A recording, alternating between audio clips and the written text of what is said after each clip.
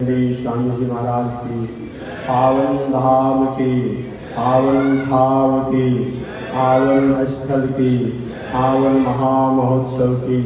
जय जय श्री सीताराम, जय जय श्री राधे श्याम, जय जय श्री श्रीमन्नारायण, जय जय श्री भाष्यकार, जय जय श्री रामानुजाचार्य, जय जय श्री त्रिदंडी स्वामी जी महाराज।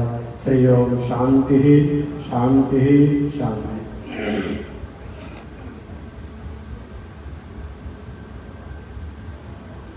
अनंताचार्य कृपया वेदान्तद्वयपारगं रामकृष्णाङ्घ्रिसद्भक्तं विश्वक्सेनमुनिं भजे। आसायं यज्ञसूत्रं शुचिवपुषि तथा चौर्ध्वपुण्ड्रं च वाले। यस्यास्ते दक्षहस्ते कलिकुमतिगिरीन्द्रेन्द्रवज्रं त्रिदण्डं संसाराग्निप्रशान्त्यै मृतजलममलं दारुपात्रं पवित्रं। श्रीविश्वक्सेनसूरेः पदकमलयुगं श्रेयसे संश्रयामि। लक्ष्मीनाथसमारम्भां नाथयामुनमध्यमाम् अस्मदाचार्यपर्यन्तां वन्दे गुरुपरम्पराम्। नारायणाय विद्महे वासुदेवाय धीमहि तन्नो विष्णुः प्रचोदयात्। महालक्ष्म्यै च विद्महे विष्णुपत्न्यै च धीमहि तन्नो लक्ष्मीः प्रचोदयात्, तन्नो लक्ष्मीः प्रचोदयात्। श्रीमन्नारायण लक्ष्मीनारायण, श्रीमन्नारायण लक्ष्मीनारायण, श्रीमन्नारायण नारायण नारायण, श्रीमन्नारायण नारायण नारायण। बोलिए श्री लक्ष्मी नारायण भगवान की। अनंताचार्य कृपया वेदान्तद्वयपारगं रामकृष्णाङ्घ्रिसद्भक्तं विश्वक्सेनमुनिं भजे। परमाराध्य श्री लक्ष्मी नारायण भगवान नित्य वंदनीय पूज्य गुरुदेव श्री त्रिदंडी स्वामी जी महाराज के जुगल चरणों में कोटिशः नमन। भगवत भागवत आचार्य कैंकर्य पारायण महानुभाव। पिछले दिन निवेदन किया गया, हम मनुष्य इस संसार में जो आए हुए हैं, पुनरपि जन्मम पुनरपि मरणम, बार बार जन्म लेना, बार बार मरना।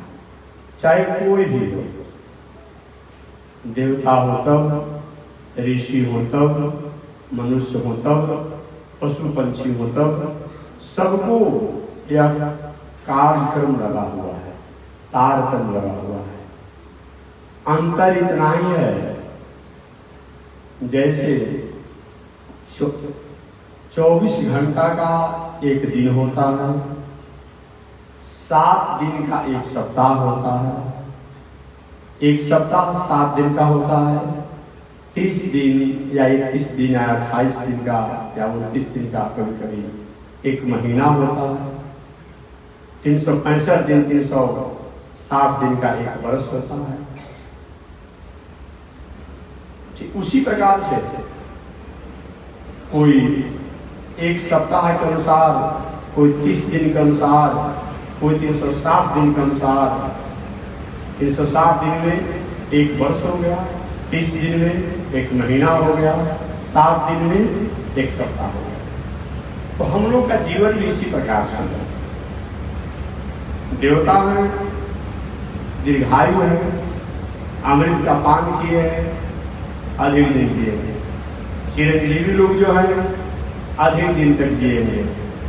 हम मनुष्य हैं, 100 वर्षों की कामना रखेंगे, लेकिन सबको मरना है, कोई इससे अलग नहीं है। और एकमात्र ब्रह्मा भी अपने काल के अनुसार उनको भी मरना पड़ता है। और दूसरे के बाद छोड़ दीजिए, जो हम लोग आम भाषा में कहते हैं, ब्रह्मा है क्या? ब्रह्मा एक तो ज्ञान का भी सूचक है, एक आयु का भी सूचक है। उम्र की कई तुलना करते हैं हम लोग, कहते आप नमस मारकंडे बने हैं क्या? तो कहते हैं कि आप नमस मारकंडे बने हुए हैं, दीर्घायु है, चिरंजीवी है, उनको भी एक दिन समाप्त होना है। लव निवेश परिमाण जुग वर्ष कोटि सतचंद, भजसिन रे मन राम को काल उजास को दंड। कोई भी हो, काल रूपी बाण द्वारा हम सब लोग को जाना है। इसमें धीर पुरुष और वीर पुरुष क्या करते हैं? यात्रा करने वाला व्यक्ति, अच्छा यात्री क्या होता है भाई, हमें जब इस स्टेशन को, प्रतीक्षालय को खाली करना है, ट्रेन को खाली करना है, तो ट्रेन के कर्मचारियों के कहने से पहले ही हम अपने गंतव्य को उतर करके ट्रेन को खाली कर दें, प्रतीक्षालय को खाली कर दें।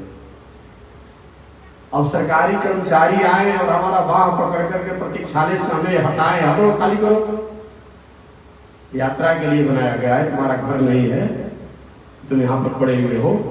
तो हम लोग क्या करते हैं, जहां जाते हैं ना उसको अपना घर ही समझ लेते हैं, इसीलिए दुख होता है। दुख का कारण और दूसरा कुछ नहीं है, जो होता है वह अपना हो जाता है, जहां जाते उसको हम घर बना लेते हैं। अरे घर तो घर अपना न होता है जी। अब कहीं मित्र के यहाँ गए चाय पीने के, वहां में अपने घर डेरा डाल देंगे, ऐसा थोड़ी छोड़ेगा। हमारी आपके हाल वही है, इसीलिए हमारे जीवन में समस्या है, हमारे जीवन में संकट इसीलिए है।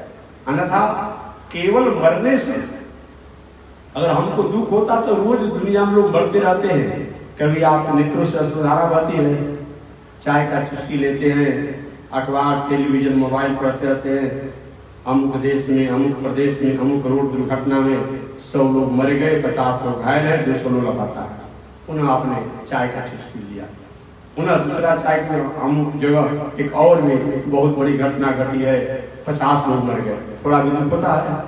अब उसी समाचार में पढ़ते पढ़ते कहीं अपना कोई आदमी का पता उसमें लिखा हो और उसके सुनते हैं तो क्या चाय पीने की इच्छा होती है? क्यों? हमें मरने से लोगों को दुख नहीं है, अपना अगर कोई आदमी है तो दुख है।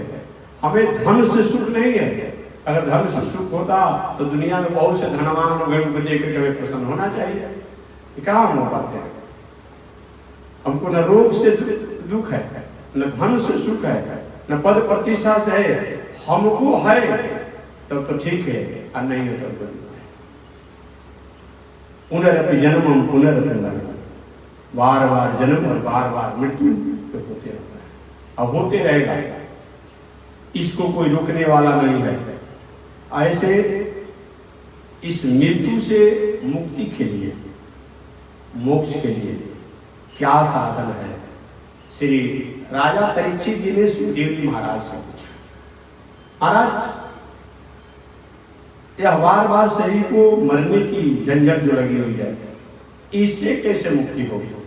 बाय बाय वही सुखदेव जी महाराज ने, परीक्षित मोक्ष 5 प्रकार की होती है। मोक्ष 5 प्रकार की होती है। सालों की मुक्ति, शास्त्रिष्ट मुक्ति, सामीप्य मुक्ति, सारूप्य मुक्ति, सायुज्य मुक्ति। ये 5 प्रकार की मुक्ति बताई गई है, 5 प्रकार का मोक्ष बताया गया है। उसमें सालों की मुक्ति, सालों की मुक्ति का मतलब क्या होता है? अगर संधि विच्छेद करेंगे तो सालों की, तो 100 आलोक्य माने भगवान के लोक में निवास करना, ये क्या है? सालों की मुक्ति है। प्रभु के लोक में निवास करना सालों की मुक्ति है। यह जीवात्मा इस शरीर को त्याग करके सत्कर्मों के अनुसार भगवान के लोक में रहता है, ये भी मुक्ति है, जैसे जय विजय रहते थे। दूसरा मुक्ति का नाम है शास्त्रिष्ट मुक्ति। भगवान की तरह ऐश्वर्य और सृष्टि करना एक ऐसा शास्त्रिष्ट मुक्ति है। कभी कभी आपने सुना होगा कि ब्रह्मा जी सृष्टि करते हैं, शंकर जी सृष्टि करते हैं, तो कभी कभी भगवान प्रसन्नता में होकर उनके कार्यों को देख कर चलो भैया तुम मेरे जैसा सृष्टि करने का अधिकार देता। जैसे पावर ऑफ अटर्नी, प्राधिकार पत्र, कभी कभी किसी के कार्यों से प्रसन्न होकर कहा जाता चलो भाई सब मेरे बदला में तुम ही अपने आप। ये पावर ऑफ अटर्नी है, प्राधिकार पत्र है। ये क्या है? शास्त्रिष्ट मुक्ति। जैसे मैंने बताया कि ब्रह्मा जी, शंकर जी, कभी आपने पढ़ा होगा शक्ति भगवती ही सृष्टि करती है, कभी आपने पढ़ा कि शंकर जी सृष्टि करते हैं, कभी आपने पढ़ा ब्रह्मा जी सृष्टि करते हैं। तो भगवान प्रसन्न होकर के इन लोगों की साधना पर कहते चलो आप भी कुछ काल के लिए काम करो, किसी काल के लिए काम कीजिए। ये क्या हो गया? शास्त्रिष्ट मुक्ति। सामीप्य मुक्ति। सामीप्य मुक्ति, ये सामीप्य मुक्ति का मतलब क्या होता है? प्रभु के समीप में बसना, पास में रहना, ये सामीप्य मुक्ति है। इसलिए ये भी भगवान के भक्तों द्वारा कभी कभी होता है। और सारूप्य मुक्ति, भगवान के समान ही रूप प्राप्त करना। वैकुंठ में आप जाएंगे तो भगवान भी चतुर्भुज रूप में है, उनके सेवक भी चतुर्भुज रूप में रहते हैं। कुछ मामले में तो पता ही नहीं चलता है कौन सेवक है कौन शामिल है। वो तो अभिवादन से पता चलता है कि कौन सेवक है कौन शामिल है। एक होता है सायुज मुक्ति, सबसे श्रेष्ठ मुक्ति यही है। 4 प्रकार की मुक्ति जो बताई गई है, सालोक्य मुक्ति, शास्त्रिष्ट मुक्ति, सामीप्य मुक्ति, सारूप्य मुक्ति, ये चारों में कहीं भटकाव आने की संभावना है। भगवान के धाम में रहकर कभी कभी लोग अहंकारी बन जाते हैं, कभी कभी भगवान अपना अधिकार दे देते उसको लोग अहंकारी होते कि मैं भी भगवान से कम थोड़े हो, इसमें भी अहंकार हो जाता है। कभी कभी समीप में रहने वाले लोगों को भी अहंकार हो जाता है कि मैं भगवान के साथ रहता हूँ, उसमें अहंकार हो जाता है। सारूप्य, भगवान के जैसा आकार प्रकार हो जाए होता है मेरा भी भगवान जैसा है। ये चारों प्रकार की मुक्ति में अहंकार आने की संभावना होती है, भटकने की संभावना होती है। आपने जय विजय के बारे में जाना है, वो मुक्ति ही जीवन है, मुक्त जीवन है। लेकिन मुक्त जीव होने के बाद भी उनमें अहंकार आ गया, और अहंकार क्या आया कि मैं भगवान के लोक में रहता हूँ। भगवान के भक्तों को उन्होंने अपमान कर दिया, जिसका परिणाम क्या हुआ कि सनक सनंदन सनातन सनत कुमार के चारों भाइयों के कोप के साप के भाजन बने, और मरकर के प्रथम जन्म में हिरण्याक्ष और हिरण्यकश्यप बने, दूसरे जन्म में रावण और कुंभकर्ण बने, तीसरे जन्म में दंतवक्र और शिशुपाल। लेकिन एक सायुज मुक्ति जो होता है ये सबसे श्रेष्ठ मुक्ति है। इसमें अपना अस्तित्व नहीं होता है, इसमें अपना अस्तित्व नहीं होता है। जैसे दूध में आपने डाल दिया पानी को 100 ग्राम, 1 किलो दूध हो और 100 ग्राम पानी डाल दिया, और पानी की अपनी सतह नहीं होती है, वो दूध के सतह और स्वरूप हो जाता है। या बहते हुए नदी के जल में, बहते हुए गंगा जी के जल में आपने कहीं 5 किलो 1 किलो दूध डाल दिया, अब दूध की अपनी सतह नहीं होती है, वो जल की सतह में ही घुल मिल जाता है। ये सायुज मुक्ति है, ये सबसे श्रेष्ठ मुक्ति है। इसलिए हमारे भक्त जन जो होते हैं, संत जन होते हैं, जो मुक्ति के मुमुक्षु लोग जो होते हैं, कहते प्रभु हमें आप सायुज मुक्ति को प्राप्त कराएं। ये 5 प्रकार की मुक्ति होती है। श्री सुखदेव जी महाराज ने कहा है परीक्षित, वह ऋषभ देव नंदन भरत जी प्रथम जन्म में राजर्षि भरत के नामों से जाने गए, दूसरे जन्म में मृगा की योनि को प्राप्त किए, तीसरे जन्म में जड़ भरत के रूप में जाने गए, जो राजा रघुगण को उपदेश दिए और उसका उद्धार किया। आगे जब राजर्षि भरत ही राजा थे, तो राजा होने पर उनके पुत्र जो थे, जिनका नाम था सुमति, राजा भरत के, राजर्षि भरत के पुत्र का नाम था सुमति, और सुमति ने अपने पूर्वजों की परंपरा अनुसार धर्म पूर्वक राज को किया और अंत में राज को त्याग करके योग साधना करते हुए अपने जीवन को उत्तम गति प्राप्त किया। आगे सुमति के मृत्यु के बाद उन सुमति के वास्तविक स्वरूप को नहीं समझने के कारण एक लोगों ने नया पंथ चलाया और जो बौद्ध दर्शन के नामों से उसका प्रचार किया गया। कदापि सुमति जी ने नए पंथ और नए धर्म को नहीं चलाया।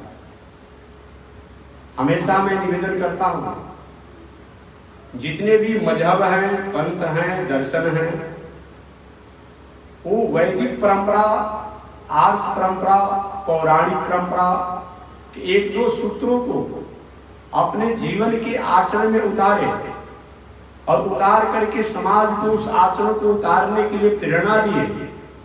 उन्होंने अलग से कोई धर्म नहीं चलाया, न पंथ चलाया, लेकिन उसके बाद के लोगों ने उसको धर्म मान लिया। यही है, अन्यथा उन्होंने कोई अलग से धर्म और पंथ नहीं चलाया। सुमति के वास्तविक स्वरूप को नहीं समझने के कारण एक नया पंथ को चलाया लोगों ने, जो कदापि ग्राह्य नहीं है। आगे वही विचारधारा जो है बौद्ध दर्शन के नामों से जाना गया है। परंतु बौद्ध का मतलब होता है जिनका ज्ञान, जिनका वैराग पराकाष्ठा पर हो, जिनकी बुद्धि केवल भगवान श्रीमन नारायण के लिए हो, श्रीमन नारायणमय हो, भगवतमय हो, ईश्वरमय हो, परमात्मामय हो, ब्रह्ममय हो।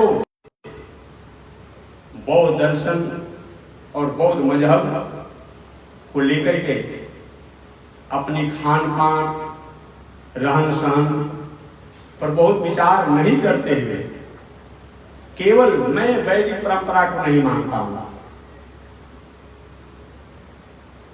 सनातन वैदिक परंपरा के लोग पूर्व दिशा की तरफ चलते तो पश्चिम चले गए, वे लोग आम के फलों से पूजा करते तो पीपल के पत्ता से पूजा किया गया। ऐसे थोड़े मतलब होता है।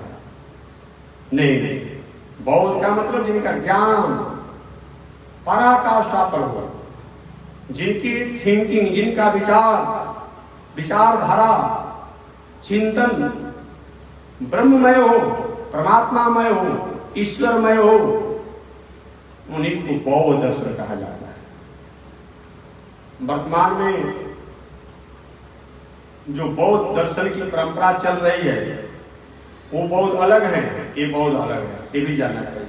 क्योंकि इनको तो आए 2-2,500 वर्ष के भीतर हो रहा है। आए सृष्टि के प्रारंभ की बात कही जा रही है, तो वो बौद्ध से इन बौद्ध से कुछ लेना देना नहीं है। ये इस समय के वर्तमान समय में जो है इनका अपना एक अलग है। एक वो बौद्ध जो है, वो जो कथा आप सुन रहे हैं, राजर्षि भरत सतयुग में जो थे, उनके पुत्र जो सुमति हुए, उन सुमति से एक दर्शन चला जो आगे चल करके स्वरूप को नहीं समझ करके और उसके द्वारा भ्रमित हुए। बस ऐसा राजा सुमति ने उपदेश और संदेश दिया। आगे सुमति के वंश परंपरा में देवता जी नाम के राजा हुए और उसी वंश परंपरा में एक नक्त नाम के राजा हुए। पुनः उसी वंश परंपरा में गय नाम के राजा हुए। आगे उस वंश परंपरा में भगवान के अंशावतार गए सदाचार से आकर के सब में भगवतमय दृष्टि रह करके और अपना जीवन जीते थे। इनके 3 पुत्र हुए गए के चित्ररथ, सुमति और अवरोधक। राजा गए के धर्म पूर्वक पालन करने के कारण, राजकाज करने के कारण इनका भगवत भक्ति में मन लगा और राजपाट को त्याग करके परम गति को प्राप्त किए। इस प्रकार आज स्वयंभुव मनु के वंश परंपरा में जो प्रियव्रत जी महाराज हुए, उन प्रियव्रत जी के अंतिम राजा विरज हुए और विरज के बाद आगे वंश परंपरा बहुत आगे नहीं बढ़ी। आगे श्री सुखदेव जी महाराज से राजा परीक्षित ने पूछा, गुरु जी आपने पूर्व में बताया, पीछे कथा में आपने बताया कि प्रियव्रत जी महाराज जो मनु के पुत्र हैं, प्रियव्रत जी के रथ के पहिए की 7 लकीरों से 7 समुद्र बना और बीच में रथ के पहिए के बीच का जो टीला जो ऊंचा भाग था वही 7 द्वीप बना। महाराज ये बताइए कि ये कैसे हुआ? आगे ये 7 समुद्र और 7 द्वीप के बारे में आप विस्तार से बताएं और भुवन कोश के बारे में भी आप विस्तार से बताएं। वहीं अब द्वीप इत्यादि के बारे में श्री सुखदेव जी महाराज बता रहे हैं। और क्या कह रहा है? भगवान की सृष्टि रचना माया एवं लीला ऐसी है। उनकी सृष्टि रचना लीला और माया ऐसी अपूर्व है कि अपने कार्यों को किसी सत्पुरुष का माध्यम बना करके कराते हैं। कोई भी कार्य कराना होता है तो अधिक से अधिक कर्मों को, कार्यों को किसी सत्पुरुष को माध्यम बना करके वह कार्य कराते हैं। यही हुआ, उन्होंने प्रियव्रत जी को माध्यम बना करके 7 समुद्र और 7 द्वीप के कारण बनाया। आगे कहते हैं कि भूमंडल जो है, इसका वर्णन करते हुए सुखदेव जी कहते हैं कि ये भुवन कोश या भूमंडल जो है कमल के पत्र के समान है। कमल का पत्ता आपने देखा होगा, कमल के पत्ते को आप लोग देखे हुए, कमल के पत्ता के समान है, गोलाकार एक भूमंडल। इस भूमंडल में 7 द्वीप हैं और 7 समुद्र हैं। जो 7 द्वीप है इस भूमंडल में, उनका नाम है जम्बू द्वीप। प्रथम द्वीप का नाम क्या है? जम्बू द्वीप। दूसरे द्वीप का नाम है प्लक्ष द्वीप। तीसरे द्वीप का नाम है सालमली द्वीप। चौथे द्वीप का नाम है कुश द्वीप। 5वें द्वीप का नाम है क्रौंच द्वीप और 6वें का नाम है शाक द्वीप और 7वें द्वीप का नाम है पुष्कर द्वीप। यही 7 वो द्वीप बताए गए। ये द्वीप क्या है? ऐसे भी आप पढ़ते हैं, द्वीप माने टापू होता है। द्वीप माने टापू होता है। समुद्र माने तो आप जानते हैं, लेकिन द्वीप माने टापू। ये 7 वो द्वीप है पूरे दुनिया में और 7 वो समुद्र है। उन समुद्र की व्याख्या बाद में करूंगा, द्वीप की व्याख्या करूंगा। ये जम्बू द्वीप है क्या चीज? ये जम्बू द्वीप किसे कहते हैं? अभी हम लोग जिस द्वीप पे, इस द्वीप का नाम है जम्बू द्वीप। इसलिए कोई भी वैदिक परंपरा के लोग पूजा जब करते हैं तो क्या हम संकल्प करते हैं? जम्बू द्वीपे भारतवर्ष खंडे आर्यावर्त इत्यादि हम संकल्प करते हैं। और भी आपका क्षेत्र जो होता है, तो हम जम्बू द्वीप में हैं। ये जम्बू द्वीप है क्या? 7 द्वीपों में जम्बू द्वीप क्या है? इसके बारे में सुखदेव जी कहते हैं कि जम्बू द्वीप या भूमंडल के कमल के कोश स्थानीय है। जो भूमंडल है, जो 7 द्वीप है, उसमें सबसे भीतर का कोश जो है वही जम्बू द्वीप है। से कमल का पत्ता जो होता है, तो कमल के पत्ते या कमल के फूल के जो बीच का जो होता है, जिससे फुड़िया निकलती है, तो वही ये जम्बू द्वीप है। ये प्रथम है ये जम्बूद्वीप कोश के भीतर का प्रथम है। इस जम्बूद्वीप का विस्तार 1 लाख योजन बताया गया है। 1 लाख क्षेत्रफल में जम्बूद्वीप है। अब इसको किलोमीटर में आपको करना होगा तो अपने अनुसार जोड़ कर लीजिएगा कि जम्बूद्वीप का विस्तार 1 लाख योजन। 1 लाख योजन का मतलब हुआ कि 1 योजन में 4 कोस, 1 लाख में 4 का गुणा कर दीजिएगा और 1 कोस में 3 किलोमीटर, तो 3 का गुणा कर दीजिएगा। उससे आप हिसाब कर लीजिएगा कि कितना 1 किलोमीटर हो गया, गुणा कर लीजिएगा अपने अनुसार। तो ये जम्बूद्वीप का विस्तार जो है 1 लाख योजन का है। एक कमल पत्र के समान गोलाकार है जम्बूद्वीप। जैसे कमल का पत्ता होता है वैसा जम्बूद्वीप गोला है और इसके मध्य में सुमेरु पर्वत है। ये जम्बूद्वीप के बीच में सुमेरु पर्वत है। इसमें 9-9 हजार योजन विस्तार वाले 9 वर्ष हैं। ये सुमेरु पर्वत जो है इसमें 9-9 हजार योजन के विस्तार से 9 वर्ष है। जो यह वर्ष देश का सूचना है। इसकी सीमाओं का विभाग 8 पर्वतों द्वारा होता है। जो वर्ष है वह एक वर्ष से दूसरे वर्ष नहीं, जो साल वाला वर्ष जो होता है, एक वर्ष से दूसरे वर्ष का सीमा एक पर्वत के द्वारा होता है, एक पहाड़ के द्वारा होता है। इस प्रकार समुद्र खारे, जम्बूद्वीप जो है खारे समुद्र से घिरा हुआ है।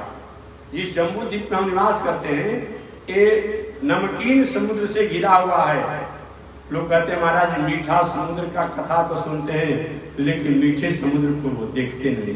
खारा समुद्र तो दिखाई पड़ता है। तो जो चीज हम देखेंगे वही नहीं मानेंगे। अभी कुछ दिन पहले हमारे वैज्ञानिकों ने मंगल ग्रह पर भी यह पता कर लिया, तय कर लिया कि वहां भी जल का स्थिति है। वहां भी समय आने पर, भविष्य आने पर वहां भी हम लोग बसने के काम कर सकते हैं। अब तो समय बताएगा कि कब बसेंगे, लेकिन कम से कम वैज्ञानिकों ने पता तो कर दिया तो वहां जल की भी सत्ता है, जल भी वहां पर है और वहां सिंचाई भी की जा सकती है उपकरणों के द्वारा। तो जब तक हम नहीं जानते थे, हम तो इसी तरह समझते थे उपग्रह है कोई अपने आप का। जब तक हम सूर्य चंद्रमा के बारे में नहीं जानते थे, यही जानते थे कि आग का अंगारा है, इन्हें जानते थे। आज तो वैज्ञानिकों ने पता कर दिया, चंद्रमा के बारे में बता दिया, सूर्य के बारे में पता कर रहे हैं और बता रहे हैं, तो मान रहे हैं। देखिए जो चीज रहेगा उसी को विज्ञान बताएगा, जो चीज नहीं होगा उसको विज्ञान नहीं बताएगा। ज्ञान और विज्ञान में क्या अंतर है? ज्ञान किसे कहते हैं, विज्ञान किसे कहते हैं? ज्ञान जो तत्व है, जो तत्व है उस तत्व को जानना, ये क्या है? ज्ञान है। अब विज्ञान क्या है? जो तत्व है उसको जान करके दुनिया को जनाना, ये क्या है? विज्ञान है। पृथ्वी में गुरुत्वाकर्षण शक्ति थी,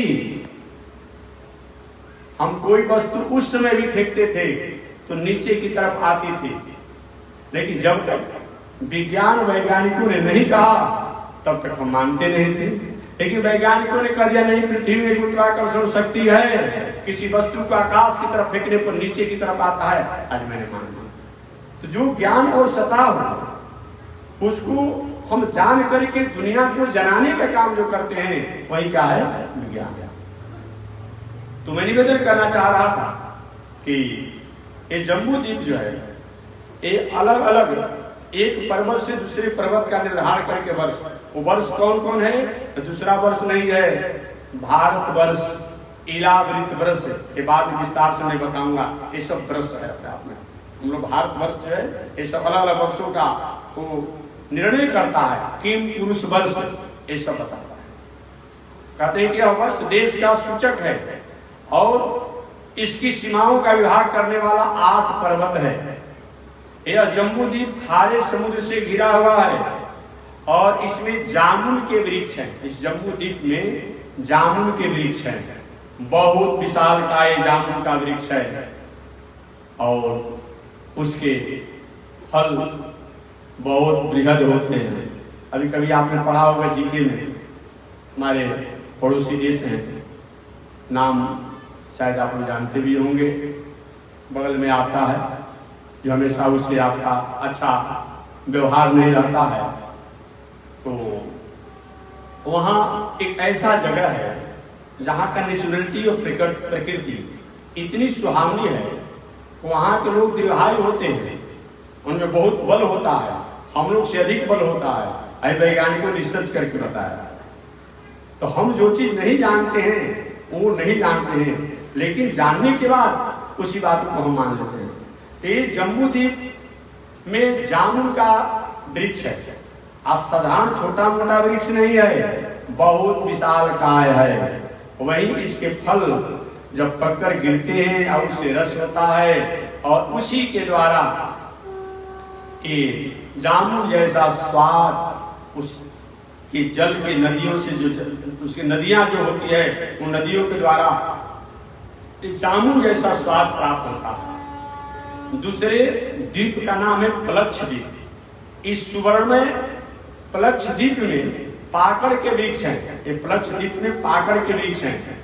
यहाँ पर भी 7 पर्वत और 7 नदियां हैं, इच्छु रस के समान ये घिरा हुआ है। ये यहाँ के जल जो है ये चारों तरफ से जैसे ऊख का रस होता है ऐसा इसका जल मीठा होता है। इसका विस्तार 2 लाख योजन है। तीसरे द्वीप का नाम है सालमली द्वीप। यहाँ पर मधुरस के समान समुद्र से घिरा हुआ है। मधुरस माने मधु का जैसे स्वाद होता है, वैसे इसमें स्वाद इस द्वीप से निकले हुए जलाशयों से प्राप्त होता है। इसका विस्तार 4 लाख योजन है।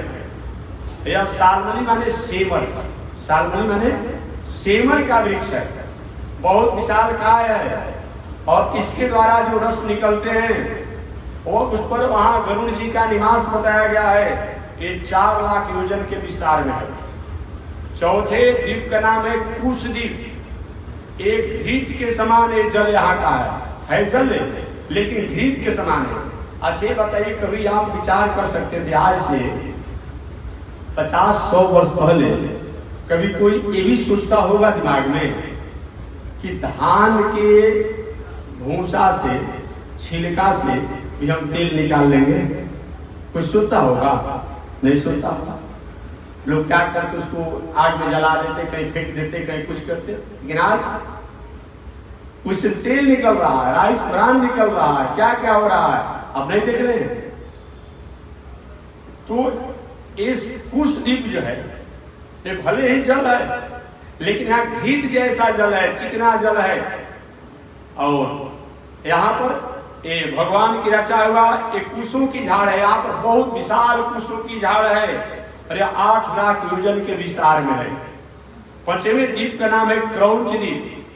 यह दूध के समुद्र से घिरा हुआ है, अर्थात कहने को जैसे दूध का स्वाद होता है उस स्वाद के समान इस द्वीप के चारों तरफ जो समुद्र है ये दूध के समुद्र से घिरा हुआ है। इस क्रौंच नामक पर्वत है, यहाँ देवता हरि हैं और ये 16 लाख योजन में है। इस प्रकार से यह द्वीप 5वां है। और 6वें द्वीप का नाम है साक द्वीप। साक माने यह माथा के समान इसके समुद्र जो है जो घिरा हुआ है, ये मठे के समान घिरे हुए समुद्र से है। साक वृक्ष है यहाँ पर, यहाँ के देवता वायु हैं और ये 32 लाख योजन के विस्तार में है। यही साक द्वीप है। यही साक द्वीप से साकल द्वीपीय ब्राह्मण जो आज की भाषा में आप जानते हैं, ये लोग शुरू में वहां से आए। साकल द्वीपीय ब्राह्मण जो कहते हैं साक द्वीप से आए। भगवान श्री कृष्ण के और भगवान श्री कृष्ण के परिवार के लोगों को यजन पूजन करने के लिए बुलाया गया। इन ब्राह्मण देवताओं द्वारा वैदिक परंपरा पर, शास्त्रीय परंपरा पर बहुत बड़ी पकड़ है। सही माने में पूजा पाठ अगर अपनी स्थिति और स्वरूप अनुसार करें तो आज भी राष्ट्र के लिए, समाज के लिए, मानवों के लिए मंगलकारी और हितकारी साबित होती है। ये साकल द्वीपीय जो है ये 7 दीप से आए। यहाँ के देवता वायु देवता हैं, ऐसे 7 दीप हैं। और 7वें दीप का नाम है पुष्कर दीप। इसमें स्वर्णमय कमल है, यह मीठे जल के समुद्र से घिरा हुआ है।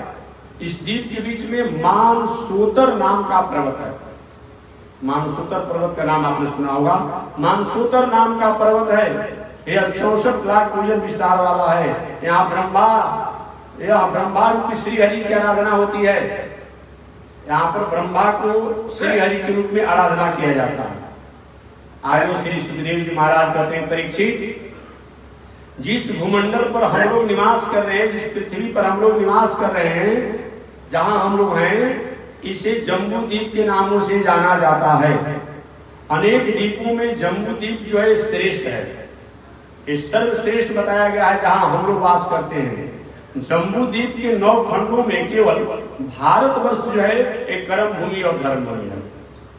कहते हैं कि जम्बू द्वीप में जो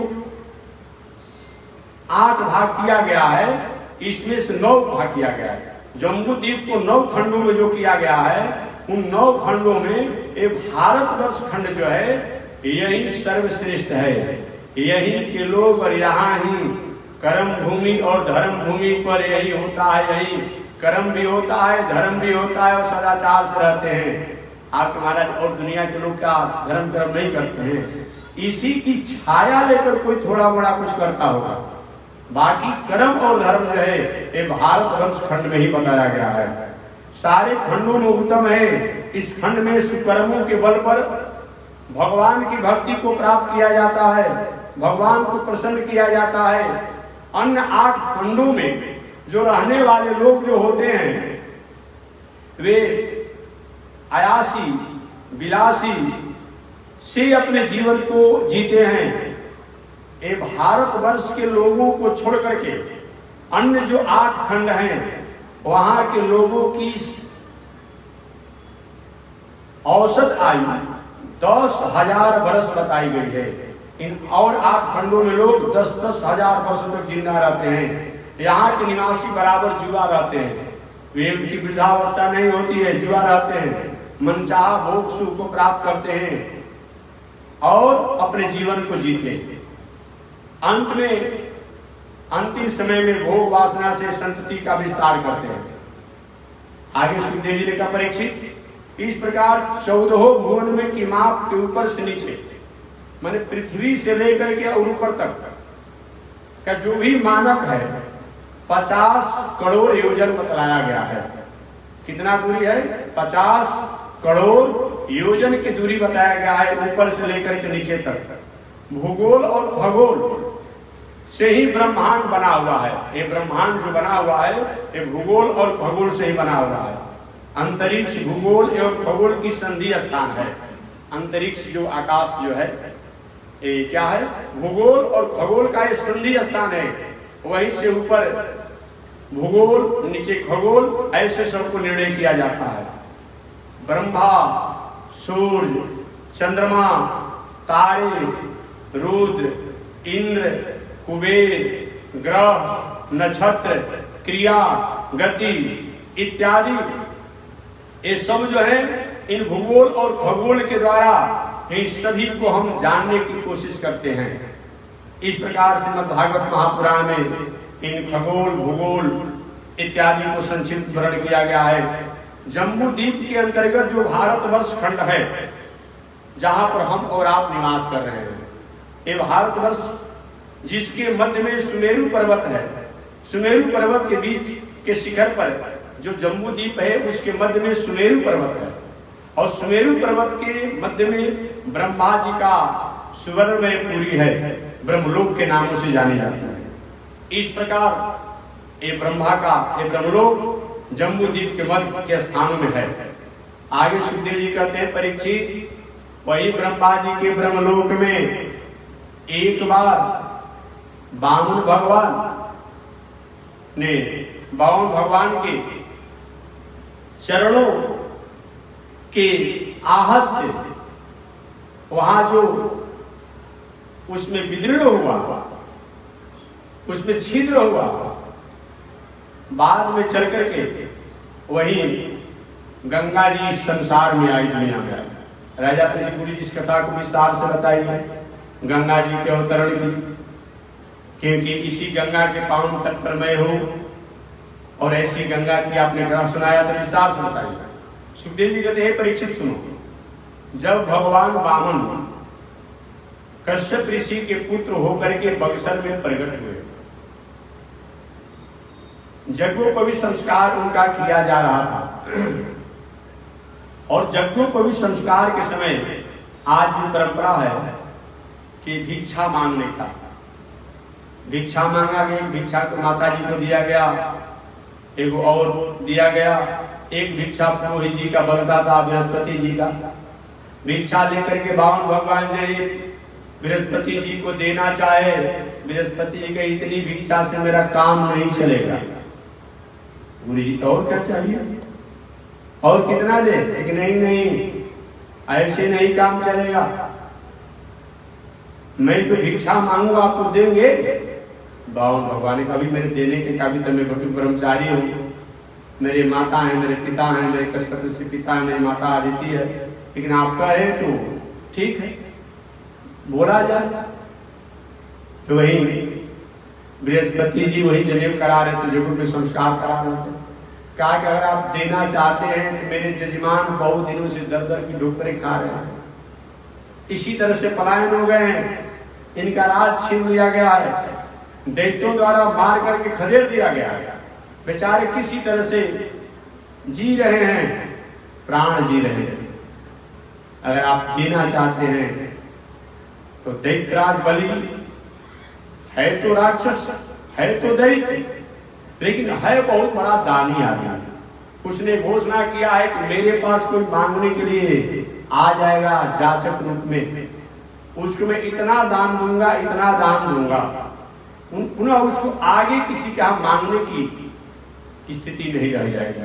तो महाराज अगर आप देना ही चाहते हैं तो दैत्यराज बलि के यहाँ जाकर के और उससे आप 3 पग भूमि दान मांगिएगा और कुछ मत मांगिएगा। वही पावन भगवान बक्सर में जो प्रकट हुए, उनका यज्ञोपवीत संस्कार था, देवताओं को मंगल करने के लिए बृहस्पति जी की आज्ञा से दैत्यराज बलि के यहाँ गए और दैत्यराज बलि के यहाँ गए।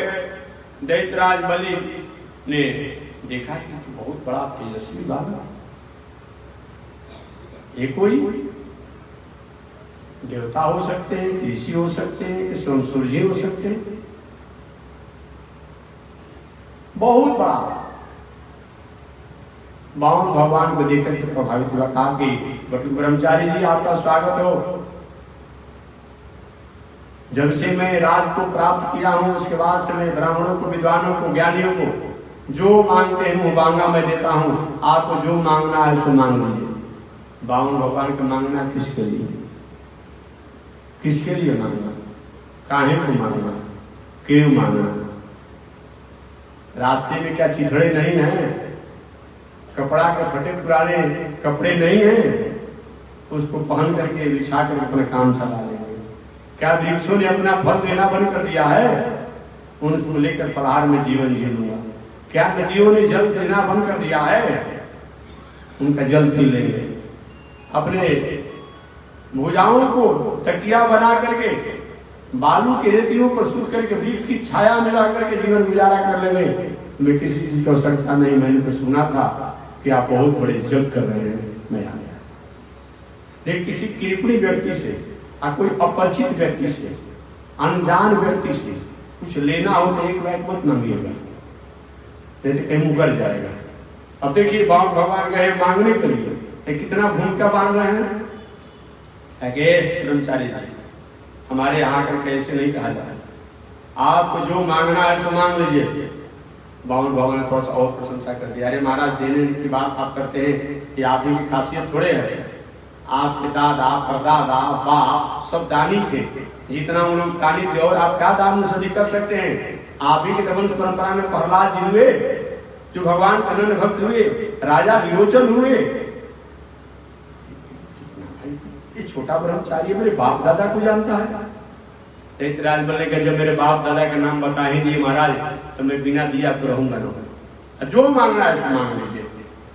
कथा हालांकि भी मैं संक्षिप्त में कहूंगा क्योंकि एक प्रसंग बाद में आएगी, भागवत में विस्तार से आएगी, एक प्रसंग बस यहाँ को करना है। वही इधर जब बार बार कह गई, देखिए मैं कहीं पूजा पाठ करता हूँ, जप करता हूँ, यही बैठ के मेरा अनुष्ठान अधूरा रहता है, जमीन का मालिक कहता है मेरा जमीन खाली कीजिए, हमारा अनुष्ठान अधूरा रह जाता है। तो हमारी इच्छा है कि एक हाथ बैठने के लिए और एक हाथ पूजा पाठ के सामान रखने के लिए हमको, और एक हाथ और हमको 3 पग भूमि चाहिए, 3 पग भूमि चाहिए। पहले तो दैत्यराज गए ब्रह्मचारी जी, हमारे पूर्वजों का नाम लिया, दादा परदादाओं का नाम लिया, मांगने में थोड़ा भी लज्जा नहीं लगी आपको? इतने बड़े दानी के यहाँ, सम्राट के यहाँ आए हो और 3 पग भूमि मांगते हो? अरे 3 राज मांग लेता तो कुछ कम ही होता, और 3 पग मांग देना है तो दीजिए, इतना ही मैं लूंगा, और नहीं देना तो आप अपना काम कीजिए, मैं अपना काम का चला। बहुत देर तो शरारत होती रहा। शुक्राचार्य जी देख रहे थे जो दैत्य के गुरु थे, ऐसा तो मांगने वाला सुना ही नहीं, देने वाला कह रहा है कि मैं अधिक दूंगा, लेने वाले बल्कि नहीं बने। अब जे शुक्राचार्य जान रहे तो साक्षात विष्णु है, एक कश्यप ऋषि के बेटा बने हैं, देवताओं के छोटे भाई बने हैं। ये वामन भगवान कौन है? देवताओं के छोटा भाई है, इसीलिए वामन भगवान का एक नाम उपेंद्र है। क्या है? उपेंद्र। उपेंद्र का मतलब क्या होता है? उपेंद्र, उप धर्म इंद्र से उपेंद्र बनता है। उप माने सहायक, छोटा, इंद्र के छोटे भाई होने के कारण ही वामन भगवान का नाम उपेंद्र है। ये 12 आदित्य देवता जो होते हैं, वायु प्रत्यक्ष देवता, ये जो बताएगा ना, ये 12 आदित्य जो होते हैं, 12 वायु नहीं, ये 12 आदित्य जो होते हैं, इसमें इंद्र का भी नाम आता है, अर्जुना का भी नाम आता है, उनमें सबसे छोटे भाई है साक्षात विष्णु है।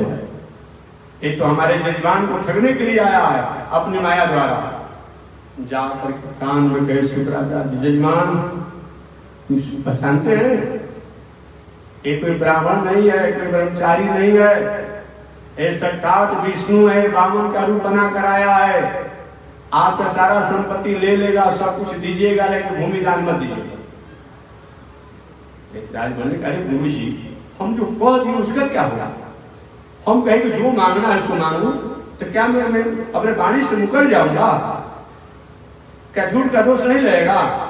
शुक्राचार्य ने कहा कि कहां कहां झूठ का दोष नहीं लगता है, कहां कहां झूठ का दोष नहीं लगता है। झूठ तो झूठ है ही अपने आप में, झूठ तो झूठ है ही, लेकिन कहां कहां एक बार ऐसी स्थिति में नहीं लगता है। कन्याओं का विवाह करना हो, विवाह बार बार कहीं झंझट इधर उधर हो जा रहा हो, और थोड़ा गुण और शिक्षा और अधिक बता देने से विवाह कहीं बढ़िया से मंगलमय हो जाता हो, तो वहां पर दोष नहीं लगता है। स्त्री पुरुष आपस में कहीं विवाद कर रहे हो, कहीं समझौता सुलह कराने से थोड़ा उन्नीस बीस बोलना पड़े, आगे पीछे बोलना पड़े और उससे शांति समन्वय हो जाए, वहां झूठ का दोष नहीं लगता है। कोई आपसी एक दूसरे के खून के प्यासा हो और वहां पर कहीं आगे पीछे 19-20 बोल देने से वह कहीं समाधान और शांति हो जा रही हो, वहां झूठ का दोष नहीं लगता है। जहां जीव को पार्जन करना हो और जीव को पार्जन में कहीं बाधा पहुंच रही हो, वहां पर थोड़ा सा 19-20 बोल देने से अगर कहीं समाधान हो जा रहा हो, वहां झूठ का दोष नहीं लगता है। कहाँ जहां पर धर्म का, संस्कार का, संस्कृति का कहीं भी स्थापना करना हो और थोड़ा सा कुछ आगे पीछे बोल देने से उसकी स्थापना हो जा रही हो, वहां झूठ का दोष नहीं लगता इत्यादि। तो गुरु जी बात तो ठीक आपने कहा, लेकिन मैं जो कहा उसका क्या होगा? शुक्राचार्य को बहुत बड़ा ज्ञानी बनते हो, राक्षस खानदान में होकर के, तो मैं साफ दूंगा, तुम लक्ष्मी से विहीन हो जाओगे, श्री विहीन हो जाओगे। वही शुक्राचार्य साफ दे दिए, आज साफ दे दिए, फिर भी दैत्यराज भाई गुरु जी ये धन संपत्ति तो पैर के धूली के समान है, आज है कल रहेगा, कल है, आज से 500 वर्ष पहले किसी भूमि का मालिक कोई दूसरा था, 200 वर्ष पहले कोई दूसरा था, 100 वर्ष में दूसरा था, आज कोई दूसरा है, बाद में कोई दूसरा हो जाएगा। एक आदमी का थोड़ा रहता है। एक कीर्ति रजसी संजीवती के मैं दान को दूंगा, वही संकल्प बावन भगवान के वैसे दान नहीं लूंगा। पहले के जमाना का रजिस्ट्री वही था, संकल्प। पहले के जमाना का रजिस्ट्री क्या था? संकल्प। अगर रजिस्ट्री में क्या किया जाता है, अमुक के बेटा है, अमुक इनके बाप थे, अमुक ये चौहदी है, अमुक है, इनका नाम है, एक खाता प्लॉट खेसराई में कहा जाता है रजिस्ट्री में। उसमें भी संकल्प में नहीं किया जाता है, अमुक गोत्र है, अमुक नाम है, अमुक है, ये सब किया जाता है। तो पहले के जमाना का रजिस्ट्री जो था संकल्प था, वाणी से जो संकल्प किया गया। आज के जमाना में रजिस्ट्री, आज तो रजिस्ट्री किया हुआ चीज लोग ले रहा है, ले होता है।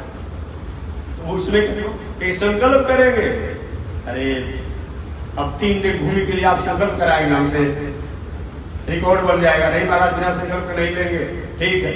अब वही दैतराज बलि जल का संकल्प लेकर के और कहीं कमंडल में जल जेब डालने लगे हाथ पर। अब वही में शुक्राचार्य जजमान को बचाने के लिए क्या कि काई के रूप में जाकर सूक्ष्म रूप बनकर घुस गए नली में, कमंडल टोटी में जल गिरा रहा है, गिरी नहीं। बावन भगवान के धन है, ब्राह्मण देवता शुक्राचार्य जी जजमान के प्रति इतना आपका स्नेह है, तो क्या किए? बावन भगवान का राजन, तुमने इतना जो भी पूजा पाठ करते हो संकल्प करके करते हो, तो तुम्हारे कमंडल की नली में टोटी में काई जम गया है, अपना आसन में से कुशा दिए के साफ कर लो। वही कुशा दिए जे ही अपने आप में साफ किया गया। शुक्राचार्य का एक आंख गोविंदाय नमो फूट गया। शुक्राचार्य कहे कि जजमान और देने वाला लेने वाला समझे हम फालतू में पड़े हुए हैं, हमारा एक आंख टूट गया। अब सूक्ष्म रूप में थे, अपने आप वहां से निकले, इधर संकल्प किया गया। लेकिन एक बात और मैं, ये तो हो गया संकल्प। शुक्राचार्य महाराज ये आप दोनों का तो काम हो गया, हमारा तो काम बिगड़ गया। भगवान ने कहा नहीं, काम नहीं बिगड़ेगा, आपने जजमान की रक्षा किया है और दुनिया में दुनिया के लोगों को कहीं ऐसा देखा जाएगा तो मुहूर्त और जतरा बिगड़ने की बात होती है, लेकिन जब तक आपका दर्शन नहीं होगा दुनिया का कोई शुभ और मंगल काम नहीं होगा। ऐसे शास्त्रों में कहा जाता है कि कश्चित काणा भविष्य साधु कश्चित काणी पतिव्रता। कोई कान आदमी ठीक ठाक हो, नहीं तो कुछ न कुछ खुरफात होते रहता है। अरे किसी को कोई रोग हो जाए वो नहीं लिया जाएगा, ये भी जानिएगा, जो हो जन्म से हो। कैचित काणा भविष्य साधु कैचित, पर मान लीजिए किसी कोई हाथ में पड़ जाए, रास्ता में जा रहा एक्सीडेंट कर जाएगा, तो उसको ठीक है सरकार ने विकलांग मान लिया है, दिव्यांग मान लिया है, लेकिन जो जन्म से हो तो कैचित काणा भविष्य साधु कैचित काणी पतिव्रता। कोई कान व्यक्ति हो जो कि बैलेंस में हो, बहुत कुछ कहना नहीं आज के जमाना में भाई ऑब्जेक्शन वाला बात, टेंशन वाला बात नहीं करना है। शास्त्रीय परिपाटी है तो अच्छा नहीं होता, लेकिन एक शुक्राचार्य ऐसे हैं कि जब तक शुक्राचार्य को हम देखेंगे नहीं तब तक से मंगल नहीं करेंगे। शुक्र अस्त हो गए हैं, अब लगन समाप्त हो गया, कहते हैं ना, क्या कहते हैं? शुक्र अस्त हो गया, अब लगन समाप्त हो गया। शुक्र उदय हो गया, लगन चालू हो गया। कोई भी शुभ काम करने के लिए भगवान ने कहा शुक्राचार्य ऐसा मेरा आशीर्वाद, मेरा मंगल कामना कि बिना आपके दर्शन के, बिना आपके उदय का कोई अच्छा काम नहीं होगा। जो आज देख रहे हैं वही बावन भगवान नापने लगे, नापने लगे जब बावन भगवान, तो प्रथम पैर को, अब दंडी कवि ने बहुत बड़ा अच्छा बात कहा है। दंडी कवि ने कहा है एक प्रथम भगवान जे ही विशाल रूप बना लिए, विराट रूप बना लिए, और जो ब्रह्मचारी थे ब्रह्मचारी से विशाल रूप बना करके एक ही पैर में ब्रह्मलोक तक नापना, दूसरे पैर पूरे दुनिया के नीचे तक नापना है, एक पैर बाकी रह गया। वही ब्रह्मा जी के लोक तक जब नापे तो ब्रह्मा जी कहे चलो अच्छा मौका मिला है। ब्रह्मा जी ने क्या किया, कि भगवान के चरणों को धो करके आय अपना कमंडल में रख लिए।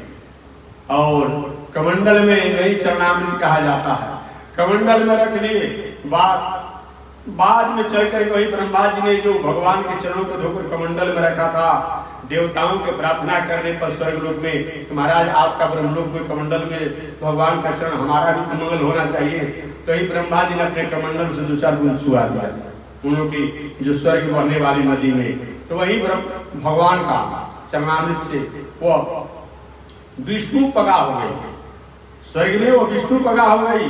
समय पा करके स्वर्ग में बहुत दिनों तक वो भगवान का चरणामृत रहा नदी के रूप में, जिसमें सगर के वंशज जब अपने ही कर्मों के कारण भगवान कपिल देव के क्रोध से भस्म हो चुके थे, तो सगर के वंशज राजा भगीरथ की बड़ी तपस्या किया, दिलीप जी किए, अंशुमान किए, भगीरथ महाराज ने उन्हें गंगा जी दिलाया।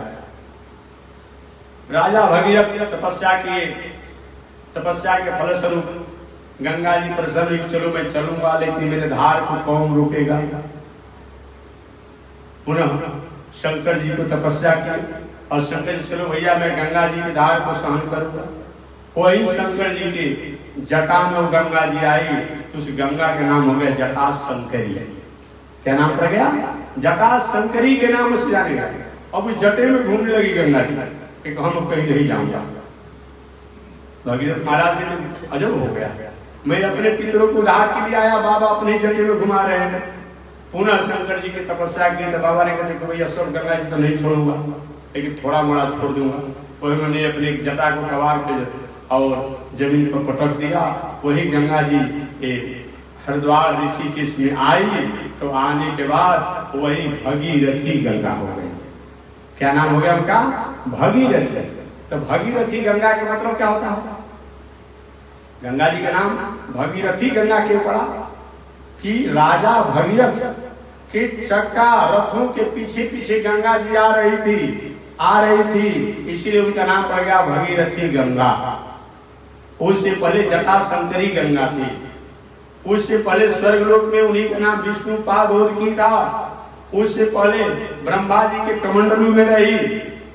ये भगवान के चरणों का ही है, इसलिए गंगा जी दूसरा कोई नहीं है। एक दिन मैंने कहा था गया बद्रिक आश्रम में, मैंने कहा कि गंगा जी हो तो, जमुना जी हो तो, अच्छा देवराज इंद्र हो तो, सभी देवताओं की जन्मभूमि बक्सर है। सारा पंडा लोग आश्चर्य हो गए, क्या कहते हैं महात्मा जी? उन्हें कहा कहाँ आपके पास किताब है, निकालिए दिखाइए हमको। कैसे? तो मैंने उनको समझा दिया मैंने उनको कि सुन लीजिए, कश्यप ऋषि के पुत्र हैं सूर्यदेव, सूर्य नारायण। सूर्य के पुत्री है जमुना। तो जब सूर्य के पुत्री हो गई जमुना, तो जमुना का जन्मभूमि बक्सर हुआ कि नहीं हुआ? अरे भाई आप आज संपन्न हो गए, जाकर राजधानी दिल्ली में मकान बना लेंगे, लेकिन कहेंगे कि मेरा अपने आप झारखंड प्रदेश के दातेनगंज में अमुकान हमारा घर है। ये जन्मभूमि हुआ कि नहीं हुआ? तो भले जमुना जी दुनिया में कहीं रहे, लेकिन कश्यप ऋषि की बेटी है, कश्यप ऋषि नहीं सूर्य की बेटी है, और सूर्य का जन्मभूमि जो है बक्सर है। क्योंकि कश्यप ऋषि का जन्मभूमि जो बक्सर हो गया, वही कश्यप ऋषि के लोग पुत्र वंश परंपरा में है। ये जो भी लोग हैं सब लोग पुत्र वंश परंपरा में है लोग। इसीलिए गंगा जी की बात आपने सुनी लिया, जब बावन भगवान के चरण के धोने से, अब बावनी भगवान से जब गंगा जी प्रकट हुई है, अब बावन भगवान बक्सर के रहने वाले हैं, तो गंगा जी बक्सर के नहीं हो गई, इनका जन्मभूमि बक्सर नहीं हुआ। तो गंगा जी का जन्मभूमि बक्सर और जमुना जी का भी जन्मभूमि बक्सर, और देवताओं का भी जन्मभूमि बक्सर, ऐसा बक्सर है। तो वही गंगा जी का कितना नाम हो गया? ब्रह्मा जी कमंडल में रहने से, कमंडलू में रह करके वहां से विष्णु पादुकी कहलाई, जटा शंकरी कहलाई, फिर भगीरथी कहलाई। आगे गंगा जी चलते चलते चलते आई, एक जहलू ऋषि थे, तपस्या कर रहे थे। इतने उतावलापन में भगीरथ राजा थे, भूल गए कि ऋषि तपस्या के किनारे से लेकर जाना चाहिए। और वे क्या किए, भावना में थे, मालूम पड़ा कि उनका तपस्या साधना जो सारा सफल हो जाएगा। अब हमारे भगीरथ महाराज जाहनु ऋषि ने ओम अच्युताय नमः, ओम अनंताय नमः, ओम गोविंदाय, 3 ही आचमन में गंगा जी को पी गई। और गंगा जी को पी गए तो हाय हाय होगा, क्या करें। पुनः तपस्या किए, जाहनु ऋषि ने जंगे से पुनः गंगा जी को प्रकट किया तो उनका भी एक नाम जुड़ गया, जाह्नवी गंगा। भगीरथ गंगा जाहनु जी के यहाँ से जब गुजरने लगी तो उनका नाम हो गया जाह्नवी गंगा। वही गंगा बहते बहते बहते सागर में मिल गई तो उनका नाम हो गया गंगा सागर। ऐसी गंगा की महिमा है। यह गंगा हमारे वामन भगवान की कृपा से प्रकट हुई है। तो वही ब्रह्मलोक जहाँ ब्रह्मा जी सुमेरु पर्वत के बीच के शिखर पर उनका सुवर्णमय पूरी है, वहीं पर आते हैं। वही ब्रह्मा जी एक बार ब्रह्मांड के भेद होने से जो भगवान वामन के चरण के आहत से हुआ, जो आज गंगा जी इस दुनिया को किताब को फैला रहा है। देखिए हमारे देश में 3 ऋषि जो विचित्र हुए। एक तो आपने जाहनु ऋषि का नाम सुन लिया, गंगे जी को पी गए। आपने दुर्वासा ऋषि का नाम सुना होगा, समुद्री को पी गई। अगस्त ऋषि का भी नाम आपने सुना होगा, ये भी समुद्र को पी गए। अगस्त ऋषि का भी नाम आपने सुना होगा। एक हास्य कथा कर वाणी को विराम दूंगा।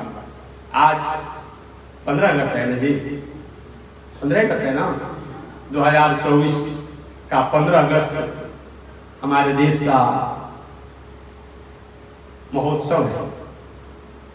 इस महोत्सव में हम लोग आज सम्मिलित हैं। कितना आज का दिन पवित्र दिन है। हमारे देश के यशस्वी और राष्ट्र के संरक्षण संवर्धन करने वाले महापुरुषों द्वारा मन में ठान लिया गया था, हम अपनी संस्कृति, अपने संस्कार, अपनी सभ्यता को अपने ही द्वारा स्थापित कर अपने जीवन को जिएंगे अपने राष्ट्र में। मेरी संस्कृति, मेरे संस्कार, मेरी सभ्यता दूसरे द्वारा कहीं थोपा जाएगा, ये बहुत दिन हो गया, वही मुझे मंजूर नहीं है। इसी संकल्प से ओतप्रोत होकर के हमारे देश के वीरों ने, महापुरुषों ने, महानुभावों ने संकल्प लिया और तय कर लिया, चाहे जो कुछ भी होगा, लेकिन 15 अगस्त को हम लोग स्वतंत्र होकर के रहेंगे। जो शासक थे और हमारे देश पर शासन करने लगे। जब भी कभी हम कमजोर हुए हैं, अपने ही कमजोरी के कारण हुए। आया था व्यापार करने, और व्यापार करने में हम लोग को ऐसा घुल मिल करके हमारी सत्ता, हमारी संस्कृति, हमारी मर्यादा को धूमिल कर दिया कि वो यहाँ का शासक बन गया और हमारे लोग, यहाँ के लोग उसके सेवक बन गए। इस तरीका से चल रहा था।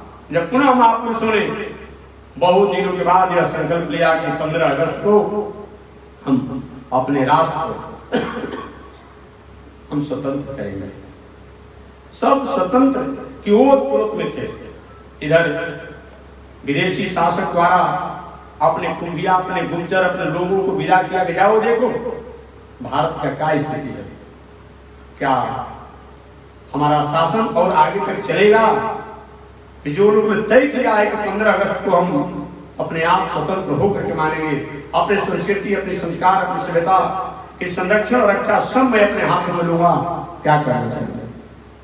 विदेशी शासक के लोग घूमने लगे और घूमकर आने के बाद शासक से कहा, महाराज यहाँ रहना उचित नहीं है।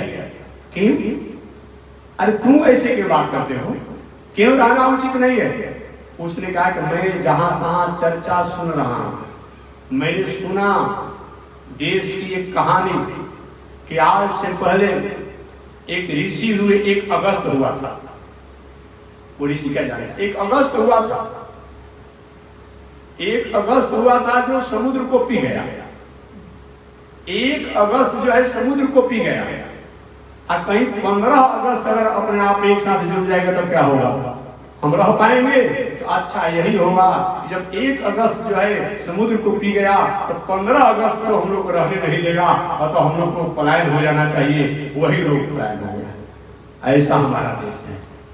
हमारे अगस्त ऋषि जो कि समुद्र को पान कर गए थे, जहनु ऋषि समझ रहे कि गंगा को ही पान कर गया।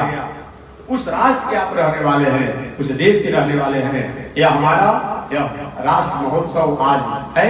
इस राष्ट्र महोत्सव के पावन अवसर पर हम समस्त विश्व की कल्याण और मंगल की कामना भगवान श्रीमन नारायण से करेंगे।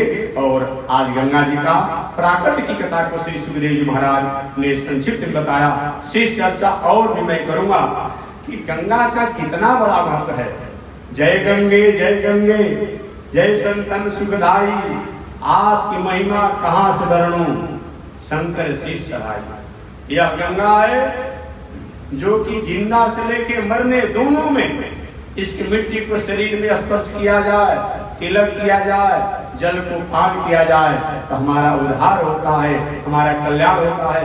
मैं 2 मिनट की कथा सुना देता तब आपको छुट्टी देता कि प्रसंग बस क्या महत्व होता है, कितनी गंगा की महिमा है, इसके बारे में मैं निवेदन कर रहा। एक बार एक गांव में एक बहुत बड़े संपन्न सेठ जी रहते थे। सेठ हमारे को सेठ जात नहीं होता, जो भी व्यवसाय नौकरी धन संपत्ति से संपन्न हो सेठ जी थे। बहुत बड़े धर्मात्मा थे, उनकी पत्नी भी धर्मात्मा थी, एकलौता पुत्र था, लेकिन वो नास्तिक था, नहीं मानता था धर्म। एकादशी का समय था, लोग उस समय की जमाना पैदल की यात्रा पुरोहित जी से गए। पुरोहित जी व्यवसाय तो चलते रहता है, चलते रहेगा, चला जाए गंगा। एकादशी के अवसर पर गंगा स्नान करेंगे, द्वादशी को स्नान करेंगे, पुनः लौट करके आएंगे। ठीक है, पुरोहित जी चल दिए। सेठ जी उनकी पत्नी और अपने पुत्र को भी ले चलो बेटा, लेकिन मैं नहीं जाऊंगा। फिर भी समझा बुझा कर चले लोग गए। जाते जाते एक एकादशी से पहले ही निकल गए थे, लोग दूर की यात्रा थी, निकल गए। रास्ते में डेरा डाल दिया लोग, सब लोग रात्रि में गंगा जी से पहले ही अपना डेरा डाल कर आने लगे। पुरोहित जी इसी तरह से घूमने के लिए निकले तो देखिए कि अर्धरात्रि में बहुत बड़ा महोत्सव मनाया जा रहा है। और वहां जब पहुंचे तो देखिए कि आज से 30 वर्ष पहले जो मेरा मित्र मर गया था, वो मित्र यहाँ पर दिखाई पड़ रहा। अरे भाई आप यहाँ पर कैसे आ गए? कहे कि हमारे सरदार जो है उनकी बेटी का विवाह है, तो बेटी के विवाह में वो प्रीति विरोध कर रहे हैं। ऐसा बेटी, मैं भूत प्रेत बना हुआ हूं, तो प्रेतों की भूतों की बेटी का विवाह है, इसीलिए हम लोग उत्सव मना रहे हैं, भोजन हो रहा है, प्रीति भोज हो रहा है। और उनको भी प्रसाद दिया, लेकर के आए। पुराना मित्र था, ताकि मैं भूत बन गया, लेकर के आए। और घर पर जब लेकर देखे, जहां आए किसी के पास देखे तो घोड़ा खलीद हो गया है। पुनः आगे चले और आगे अगला दिन हुआ। अगला दिन निकलते निकलते गंगा के किनारे गए और गंगा किनारे स्नान करने ही वाले थे। उसी समय एक मतवाला सांड आया और गंगा जी की मिट्टियों में जलों में अपने सिंगों को कुचलते हुए और आवाज लगाते हुए भाग रहा था। अचानक उस सेठ जी के इकलौता पुत्र जो था, उसके पेट में सिंह घुसाया, उसकी मृत्यु हो गई। अब तो किसी तरह से बेचारे लोग एकादशी में स्नान किए, लौट रुकते बिलकते हुए आए। दूरी पर घर था, रात्रि में उसी स्थान पर रुके जाके पहले रुके थे। पुरोहित जी पुनः एक चले वहां देखे और वहां क्या हो रहा है। और वहां जब गए तो देखे कि वहां लोग रो रहा है। कह रहे मित्र रो क्यों रहे हो? तुम तो कल हंस रहा था कि रो इसलिए नहीं कि मेरी बेटी का विवाह नहीं होगा, मेरी बेटी इसी तरह अविवाहिता रह जाएगी। क्या बात है? कि जिससे विवाह उन्होंने तो तुम्हारे मेरे जजमान को तुमने जान तो नहीं लिया ना। तूने कहा था कि तुम्हारे जजमान को मर करके प्रेत बनेगा और उसी से मेरी बेटी का विवाह होगा, तो मेरा जजमान का बेटा को तुमने ले लिया, अब क्यों रो रहे हो?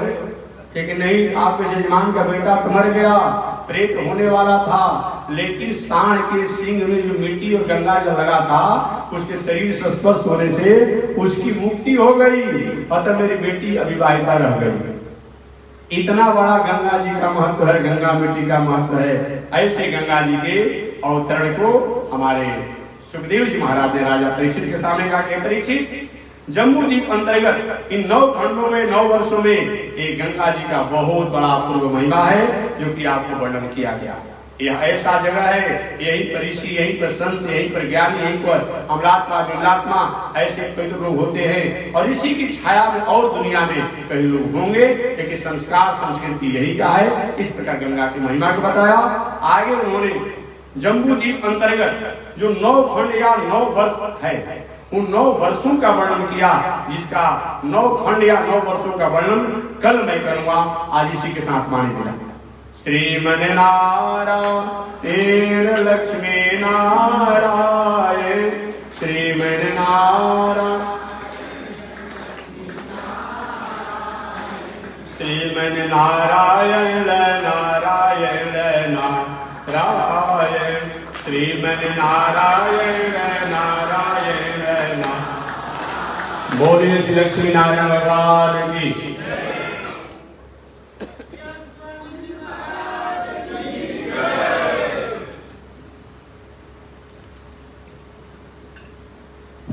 ओम चंद्रमा मनसो जातः, चक्षो सूर्यो अजायत, श्रोत्राद्वायुष प्राण सुमुखादगिरजायत, श्रीश्रुते लक्ष्मी शोधन्यावरात्रे पार्श्वे नक्षत्राणि रूपमस्मिनो व्यातम्ब, कृष्णनिघाड़ा मुंबई घाड़, सर्वलोकं मयि घाड़। श्री लक्ष्मी नारायण भगवान की जय। विश्ववंद जगदाधार श्री त्रिदंडी स्वामी जी महाराज की जय। हरि ओम। शांति शांति शांति।